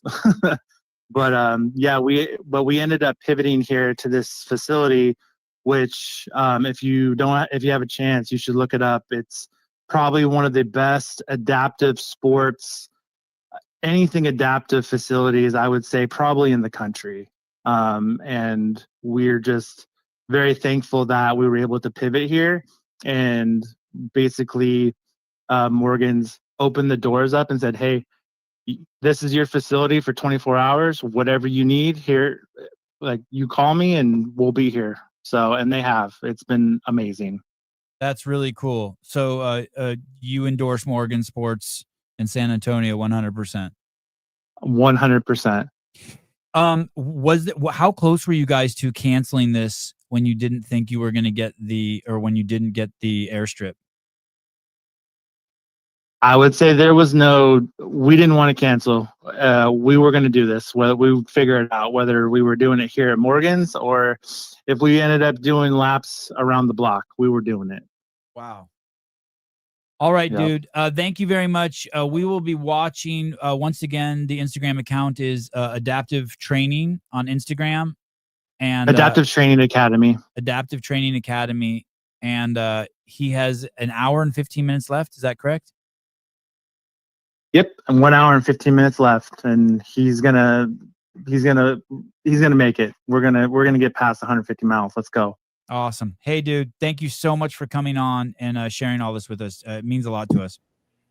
Hold on, I got something for you. Okay. Hey, Savon, it's Troy Peterson with ValorFit. Troy, what's up, buddy? Good to hear your voice. Yeah, full circle moment for us. You're still here this many years later, and the connections that we've made. This world record is beautiful, but the amount of veterans I get to work with all started with you, homeboy. So thanks, and tell my bestie Colton I miss him. Okay, I will. Hey, Troy, can you tell me, have you been there the whole 36 hours also? I got in a day early so I could walk around before anybody got here. But yeah, I was here not all through the night. That team is built different than I am, so they took the night hours. I took the night off, but I've been here almost the whole time. And is there a highlight moment for you? I think before he started, he was giving a little speech, and I walked up obnoxiously and like, "Hey, what's going on here?" And Mike is a Marine through and through. Mike has built a great team, and so watching him get emotional and say thank you to me, I think people in the CrossFit world over the last 8 years have understand what ValorFit does with veterans and the respect it's gained. But have someone like Mike's on the Mount Rushmore in the veteran community. So watching him get emotional and having him give me a big hug was a lot. Like, I'm glad he chose us. Awesome. All right, dude. Thanks for jumping on. Tell Brett I said thank you. Yeah, absolutely. Thanks, Savon. Yep. And tell Mike Yeah, thanks, guys. after he's licked his wounds, we can't wait to hear about the journey. I hope, will someone encourage him to kind of write down, or maybe someone write down or record his thoughts on it, because probably his brain's going to be mush, but it would be cool to hear some of the details of some of the more challenging laps and things like that. Oh yeah, we have a ton of media, video crews here, and we're capturing a ton of that stuff. Awesome. All right, guys. Thank you so much. Yeah, brother. Thanks for having me on. You guys have a great day. All right. Ciao, Brett. Ciao, Troy. Later, guys. Wow. That's cool. Pretty awesome. And Mike's little boy was just born a couple of weeks ago. Yeah, I didn't know that, or I had forgotten that. That's wild. Yeah. And how old is daughter? I think she's like 3 or 4. Maybe. All right, so she might even get some memories out of this. Yeah. Core memories for sure. All right. Lisa, I can't thank you enough. I love you. Yeah, I love you too. Thank you so much for always, staying in touch and pointing me in the right direction. You got it. Anytime and anything for you guys. All right, thank you. Especially you, Sebi. All right, thank you. Appreciate it. All right, talk to you later. All right, bye guys. Bye. Lisa Gall, volunteer extraordinaire, has her own marketing company, by the way. She is a go-getter. If there's someone you would want to work with, it's definitely her. Very well connected and always using her contacts. I was so excited to hear from her this morning, or maybe it was last night, because I kind of forgotten and lost track of Mike, and she put it back up on my radar. Jenny's feedbacks. Oh, she likes you. The charm. Yeah. Who doesn't? There's two kinds of people who love me and people that are frustrated that they love me. I get it. By the way, last night, I have to show you guys this before I go, and I do have to go. Let me see if I can find it. Go to YouTube and type in Berkeley protest. You guys are gonna love this. I saw our very own. Oh, here it is. Here it is. I got it. I saw our very own Amanda Hari. She looks great here. Yeah. Yeah. Our very own Amanda Hari at the protest in Berkeley. No way. As Trantifa attacks fucking Turning Oh, Point shit. USA. She- Hey, what's crazy is this spot right here, I've hung out in that spot like 10,000 hours. I used to park cars in I used to run a parking lot right directly across the street from where this is happening. Like I could throw a rock and hit this. And I spent so much time here hanging out. It's crazy. It's crazy. Out at UC Berkeley as the conservative student group Turning Point USA makes a stop right here in the Bay Area. It comes just 2 months after the killing of Turning Point's founder, Charlie Kirk, who was supposed to headline tonight. I like the blue on blue match. I love all the blue. Tonight's event. Our Amanda Harry is live on the scene there. Where Amanda Hari. You idiot. You don't even know your reporter's We've name. already actually seen at least one fight break out. Amanda. Yeah, things have been lively here. While that Turning Point USA event is still happening inside, protesters have been out here for hours. You can. She looks good.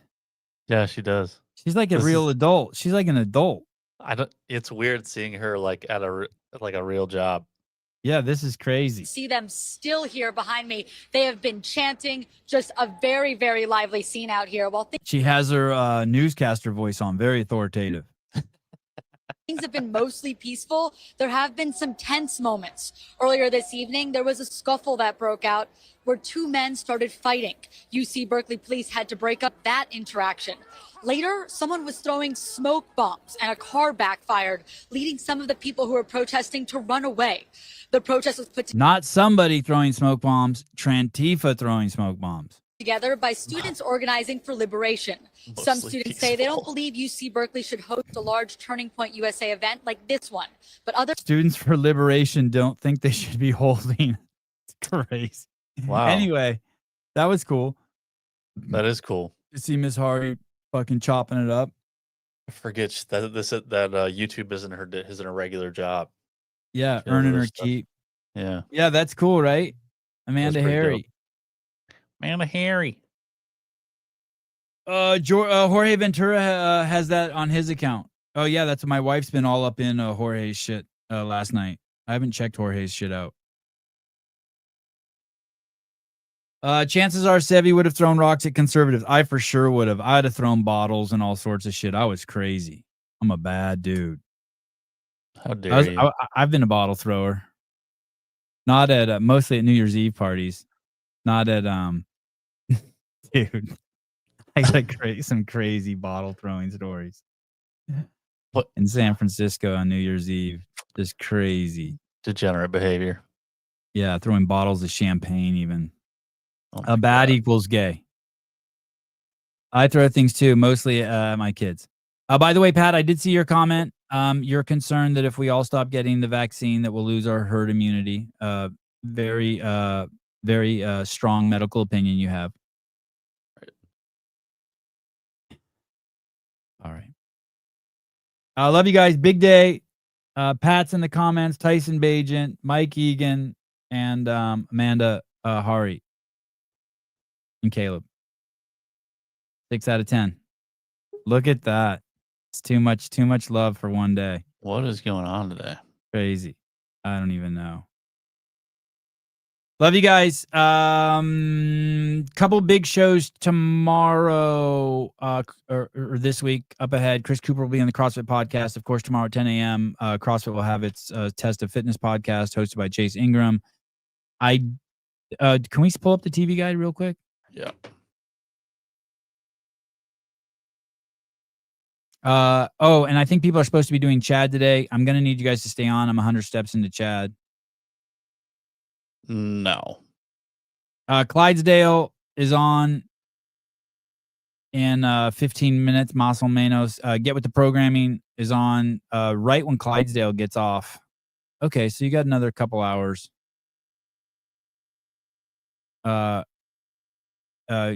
Chase and Bill will be talking about hero workouts and what they mean to CrossFit.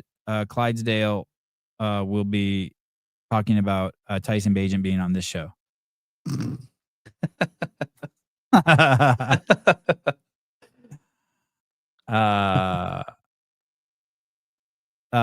Love Chad for his service, but that is not a good workout. Absolutely atrocious. Nobody fucking workout. cares if it's a good workout or not. Never agreed with Pat. You Moore. do the workout for the man. Sevi, are you bilingual? Yes, I'm trilingual. I speak English, Armenian, and vagina. Love you guys. Talk to you tomorrow. Bye-bye.